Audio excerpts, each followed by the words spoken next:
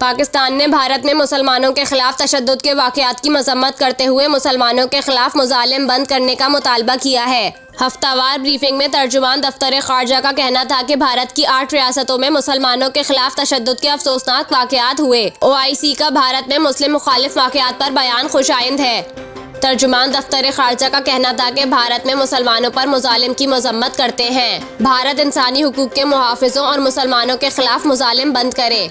मकबूजा कश्मीर में भी कश्मीरियों पर मुज़ालिम की मज़म्मत करते हैं। मकबूजा कश्मीर में मुज़ालिम पर अक़वाम मुत्तहिदा के हुकाम के मज़म्मती बयान की हिमायत करते हैं। तर्जुमान दफ्तर ख़ारजा ने बताया कि आमना बलोच को बेल्जियम और लक्समबर्ग का सफ़ीर तैनात कर दिया गया है।